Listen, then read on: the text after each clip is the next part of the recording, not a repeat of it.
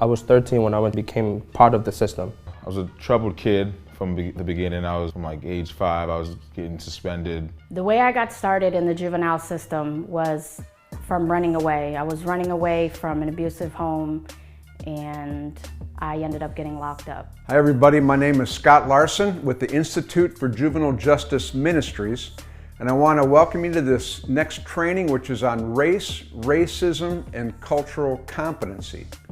You might wonder, well, what's a white male doing talking about race and cultural competency around juvenile justice ministry?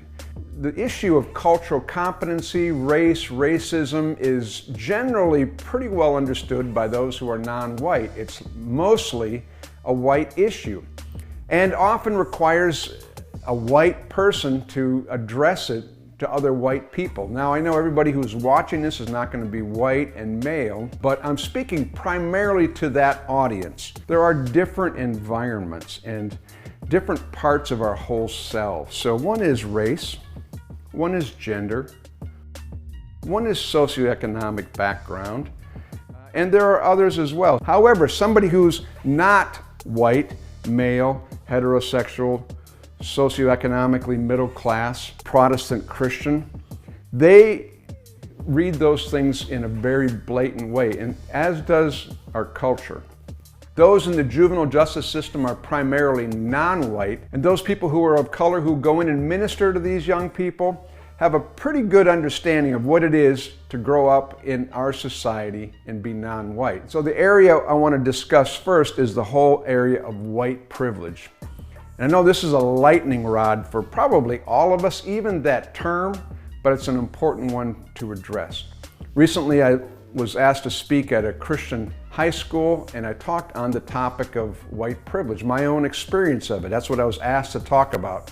But at the end of that day, the school administrators received 52 emails from angry parents. And so the objections that I received from that Christian high school or that parents set in were all around 3 or 4 things. The first one, are you saying that we got where we are because we're white, that we didn't work for it? And no, that's not what I'm saying at all. White privilege doesn't assume that somebody just automatically is given a nice car or a good job. What it does say is that the starting line for everybody is not the same. And that in our culture, to be white and incidentally to be male as well, and middle class, and all kinds of things that I carry as a privilege, gives me a different starting point. But privilege just says that I may get a head start over other people. The second objection around this issue of white privilege was, hey, it sounds like you're calling me a racist. And for those of us who are white, we tend to hear this conversation more individually, like, you're saying I'm a racist, but I have all kinds of friends who aren't white, so why are you saying I'm a racist? I have nothing against them. And yet people of color tend to hear this conversation more systemically.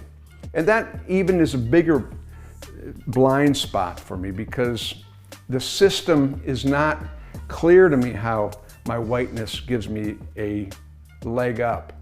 But to those who are not white, they understand systemic racism really clearly. And there's no place that shows up greater than in the justice system and also in the juvenile justice system. What is really discouraging to me all the time is when I walk into a courtroom and all my attorneys are white, males, and all my defendants, not all, but the majority of my defendants are people of color. The judges are white people. Everyone that's in a position to make a decision about your life has very limited, if any, experience of what it's like to be you. So we're not saying so much individual racism, though that exists. When we're talking about this topic of race, racism, and cultural competency, we're delving into more of the systemic racism that is already prevalent in our institutions. None of us put it there. We may not even be aware of it, but it just exists. The way I see racism is colored kids are more likely to get locked up than, kids that are white, because they're more likely to get another chance. And just especially in the school system, I have seen so many, black girls that are locked up because they get into a fight with teachers. Because their whole demeanor, they're aggressive, so like the teachers are more target on them. I'm on this project where we're talking about, color girls in the school system, and now I started to see, it had opened my eyes to see how many girls I have come across that, are locked up because they assaulted a teacher. And I think that goes back to the school system. We're not able to support them and able to give them the service they need, because there's a reason why that kid is assaulting the teacher. It's not because the teacher, it's because they had this anger in them. And where does that come from? It comes from somewhere at home. And then a third objection that I hear and heard in a number of these responses that came, the 52 emails. What about those who are racist toward me? Well, isn't it possible then for a black person to be racist toward a white? And I would have to say no, because the white is in a dominant, privileged position, at least in this culture, over black. So it comes down to the whole rankism thing, that culturally there's a privilege to whiteness that makes it not possible. Somebody could be very prejudiced against me as a white person, but couldn't be racist against me. Just like a woman could not be a sexist toward me as a man. That doesn't seem fair, and certainly it isn't. But part of privilege is that it's something that I come with that I'm not aware of, and it doesn't enter into all the other realms of things I'm thinking about. For example, if driving over here today to do this filming, I was pulled over, I wouldn't wonder if I got pulled over because I'm white. Or geez, if I didn't get that job, it's probably because I was a man. That's just not going to be part of the conversation that has to go on in my head, because my whiteness, my maleness generally doesn't ever come up against me in this culture. I got pulled over one time. I was like 14, and it was me. I'm in the back. My friend, who's a Caucasian woman, 3 other black males. Cop came to the car, and was just everyone, like all the black dudes got pulled out. All of us got pulled out the car, searched. Like I was like 14. Like I'm getting searched. I'm getting harassed. Who are you? Where you from? And the girl, nothing happened to her. Why is she not getting questioned? Why is she not getting searched? I was taking a couple of guys driving in the community, teaching them how to drive, and they're both African-American young men, and I was in the car, and we were driving around, and all of a sudden, 3 police cars pulled us over with lights on, and they looked very alarmed when they came to the door, and I thought, well, what have these guys done, What did you guys do? And then when the officer saw me in there, he said, is everything okay? Well, yeah, I'm teaching them how to drive, and it was just a puzzling situation to me. And then they said, okay, just checking. And they left, and the guys in the car said, well, that happens all the time. You don't understand because you're white. And it was true. I didn't understand and wouldn't have understood if I hadn't had that experience. I need to walk alongside, I'm privileged to walk alongside people who have a different experience of life than me, who may not have the same privilege that is nothing to do with me. I didn't earn it, deserve it, didn't choose it. It just is what I came with.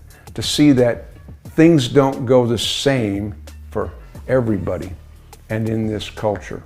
Working with youth, I see a lot more children of color who are locked up and a lot more white children being given better alternatives before they even reach the juvenile system. When I was locked up, the punishments were different. I would run away or I would miss curfew and I would do all this time, but then there would be another white individual who would do something way worse than me and they'd be in there for a week. And so I noticed the differences in the treatment growing up in school and being locked up. I remember one of the young men from our home going to a local employer looking for a job, and he just happened to be brought there by a young man who was white, who was also in the home. And it said help wanted and everything up there, and this is a big national chain. You'd recognize the name if I gave it. And he came up, the young man who was African American, and asked if they were hiring, and they told him no. We're not hiring at all at this time. And so he walked away just thinking nothing of it, but the young man who brought him was white, and he just thought that was kind of weird because it said hiring here, and he went up and asked the same question, and they said, oh, yes, we are. We're hiring during every shift. And when they came back and told me that, I had a hard time believing it. Really? Did that really happen? And I know that it did, but I had never seen it before. And unless I had the experience of being with someone firsthand who had seen it, I would question it. And so the last objection that I heard was, well, this seems just like political propaganda. And unfortunately, much of the conversation around race, racism, and cultural competency has become political. That's a real tragedy because certain words tap into, oh, you're one of those. And unfortunately, much of race conversation has become that. There are certain buzzwords that come and put us into camps, and then we discount everything said because, well, that's just a political stance that they're making. And it sets us way back around this critical topic, especially if we want to be effective juvenile justice ministers. And so what are the implications of this for the juvenile justice minister? Well, as we said, there's two parts to it. There's the individual and there's the systemic. And both are real and apply to me and the work that I feel called to do. The individual. So that requires that I just understand that I am white and I am male. And those things, because I don't think about them every day, I don't look in the mirror and say, boy, you're white today, or yeah, what a male you are. That's the definition of privilege. I don't see it. And yet people who aren't of the same white, male, sometimes middle class in a suburban culture, they're confronted with those realities throughout the day. It's in their face on a daily basis. For most of our life, we kind of knew when we went into stores, you kind of felt, people kind of watch you when you go in. I remember, man, I don't know, we were probably 9, 10, me and my cousins walking by, cars kind of going to the corner store or whatever, and you'd hear the cars lock. A second is to realize that that is a big deal to a lot of the kids that I work with who are locked up. When I come into a juvenile facility, particularly to lead a Bible study, I might think I'm just coming in neutral. Let's just open the Bible and go. But every young person who's there, consciously or subconsciously, is very aware of at least 3 things as soon as I walk in the door. 1, you're white, you're a male, and you're kind of fatherly looking. For most of them, that's like 3 strikes. Have not had good experience with white people, have generally been the ones who've been in authority over them, put them where they are. Not great experience with males, and not good experience with parent type roles. And so their amygdala is fully on alert. This is a danger. If I'm unaware of that, I don't really realize that I've got to connect with them. We talked about this in an earlier training. That happens in the limbic emotional brain. Connect with them so they can move from survival through the limbic brain into the prefrontal cortex where they can think about what they're thinking about, that they can learn and they can process information. My race gets in the way of that on a regular basis, especially if I'm not aware of it. Otherwise, we're going to do what we always do. We'll rely on historic distrust toward white, male, fatherly looking people. But it's not just individual when it comes to race and racism. There's a systemic nature to it, and nowhere is that more prevalent than the justice system, particularly for us, the juvenile justice system.